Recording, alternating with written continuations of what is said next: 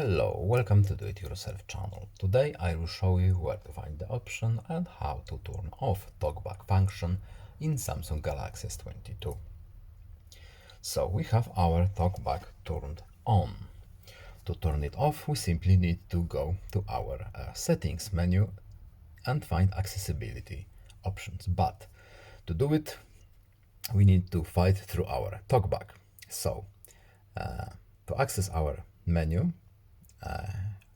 to swipe, we need to use two fingers. App screen, page 1 of 2.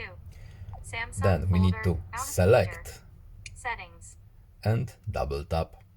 Settings. Swipe Search with two settings. fingers and look for accessibility menu.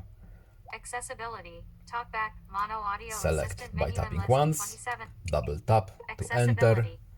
Navigate. Select Recommended for you using where it one is. function. Select Talkback once, 2 of 11. double tap to enter. Talkback. Navigate. Select Talkback once. It's hard to hit. Talk. Select Talkback. Talkback on. and double Turn tap. off talkback.